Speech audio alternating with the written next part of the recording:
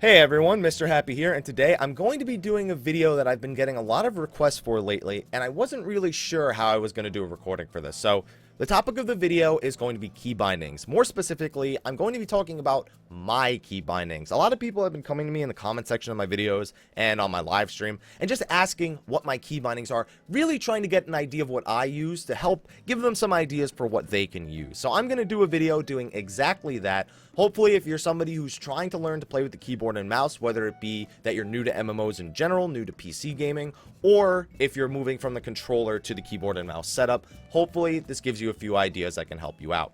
So I'm going to be talking about my Ninja first. That's where most of my key binding questions come from, although I am going to very briefly touch up on my Scholar binds as well. Now, I'm not working from a script here, no notes, so I'm just gonna go with the flow. Maybe some stuttering, maybe some stopping to think about what I have to say, like right there. But hopefully we can get through this video and it'll be pain-free. So with that out of the way, let's get started. So I have my first hotbar, which is the very basic one. All PC players start with this. It's 1 through equal sign. Now, the big thing about this hotbar for me is that the farther away from 1 an ability is, the less likely I am to use it, because my hands cannot really reach much past 7 or 8, and even then 7 and 8 are kind of a stretch for me. So all of the abilities I use most often are between 1 through 5, with 1 probably being the ability I use the absolute most often. So 1 through 5 here. 6, I do have an ability set there, and I do use it from time to time, but it is very rare. 7 and 8 are PvP abilities for me, ones that are kind of more important than they should be, and I maybe should move them around, but they're PvP abilities, so I put them 7 and 8. 9 is an ability I barely use at all, and 0, dash, and equal sign are all things that I almost never press when I'm playing a ninja. So, like I said, the farther away it is, the less likely I am to use them at all. And then we have hotbars 2 and 3. Now, I took 1 through 5, and what I did is I added shift and control modifiers. This is that when you're holding down shift or control and you press the number whatever, in this case 1 through 5 or 6, it executes the ability. So I have my control modifiers, which you can see right here, me pressing them. There you go. Those are just control 1 through 5. After that, control 6 is a PvP ability, and then these aren't control modifiers anymore. I only do control 1 through 6 because I already have enough trouble reaching 7 and 8. Having to hold down control while doing it makes it a little bit more annoying for me. Then I have shift modifiers, which is where I have my 3 mudras all right next to each other because I use them all very frequently. And then I have Invigorate, a goad mouse over macro, and perfect dodge, abilities that I still use, but much less frequently than I do my ninjutsus. So basically what this allows me to do is have complete control over all 3 of these hotbars with just my left hand, and all of those buttons are close enough to my movement keys, which are Q, W, E, and S. I really don't use A and D all too often, even though they are still bound, that I can move while doing abilities. So you can see me right here how I'm able to keep using my abilities even though my movement keys are all set up. Obviously, those rapid movements aren't really what you'll be doing in combat, but just to give you an idea, they are all within a hand's reach of my movement keys. So, with that out of the way, same pretty much principles across the rest of the board. We do have more abilities here. Now, this is where things get a little different. When you have the mouse and keyboard set up, you can get gaming keyboards and gaming mice that give you more options for buttons. My gaming mouse has 12 buttons on the side of it. It's a Razer Naga Epic, and all 12 of those buttons are bound to my numpad. So it's basically the equivalent of having numpad buttons. So I have numpad 1, 2, 3, 4, 5, and 6 all bound over here. Don't ask me why 6 is up here. I just like Jugulate on num 6, and I like it in that specific spot. And these are abilities that I use, and I use them in battle, you know, very frequently. But while I'll use them in every battle, I don't necessarily use them often enough to warrant putting them over here on these buttons. Just a personal preference thing. I prefer having them on my mouse buttons so they're visible and they're easy to reach with my right hand, and I can still use them all during combat. I do also have mouse 7 bound up here, and then the last 3 keys that I really use that I have bound are R, T, and F. R is to execute my ninjutsu, so you'll see I'll use my 3 mudras, and then I'll execute it with R. Again, right next to my movement key, so it's easy to reach. T, 1 over, only use that for assassinate. That's something that it's a little bit farther away from my movement keys, 2 keys over, but it's something that I don't use frequently enough that it's bad to have it that far out of reach for me.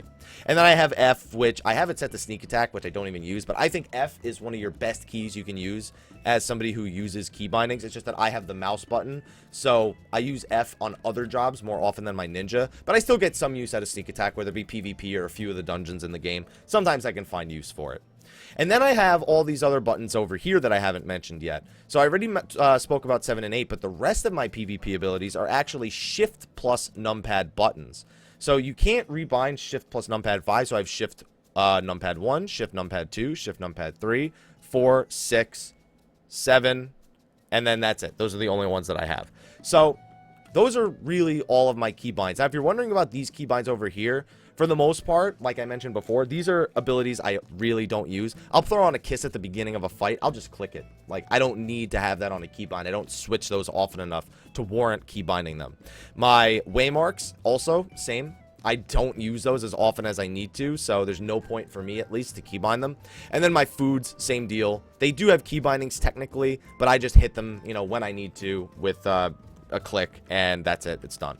Also, over here, all these things, I don't feel the need to have keybound as well. Mount, maybe if you're PvPing, you want to have your mount keybound so you don't have to scroll over. But for the most part, I just click these whenever I want them, whether it be my wind-up Ultros or my Ceremony Chocobo. No matter what it is, I don't really use these all too often. And that's really it for my key bindings. Now, hopefully, the reasons why I have these key bindings were clear. Abilities that I use often, close to 1 on the keyboard. And that includes my control and shift modifiers. The ones I use more often, I keep by shift 1 and control 1. My mouse buttons are abilities that I use, and I use them every fight, but I don't use them frequently enough to warrant putting them on my 1, 2, or 3 sections, my shift or control modifiers. Same with RT and F. I use them in combat quite frequently, and they're also very close to my movement keys, which is one of my biggest things about all of these buttons. And then I have my PvP abilities, which just require me to do shift plus a mouse button, requires interactions from both my keyboard and my mice. And then we have all these abilities I don't even have key bindings for because I don't use them often enough to warrant it.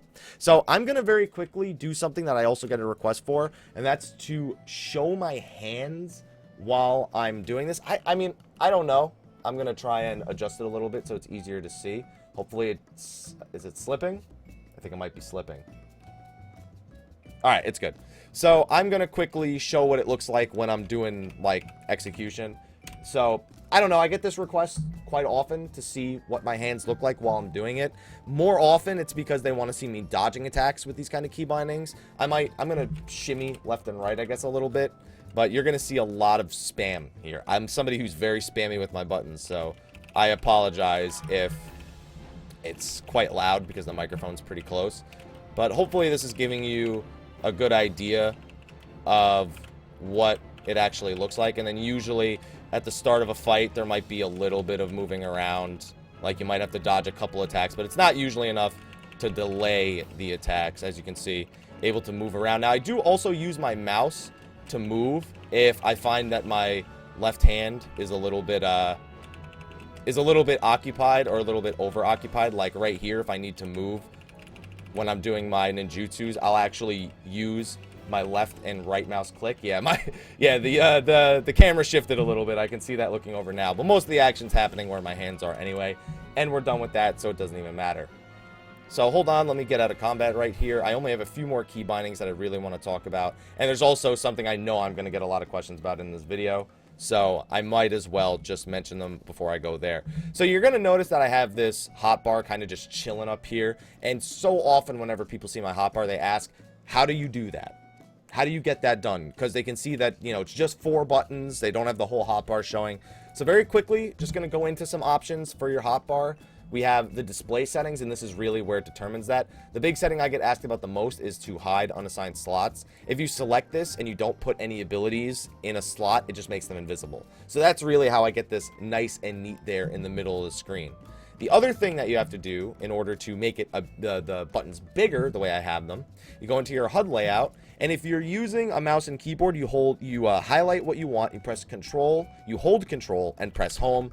And every time you do that, it'll change in size. I have it at the maximum size. If you're using a controller, you can also use, I believe it's R3, and that should help you with the same thing. This is also where you can move around all of your hotbars, which is a totally other video altogether, because the placement I have for my hotbars, I have a very specific reasoning behind it, a history behind why I have them so close to the middle of the screen, and that's just something for a whole nother video.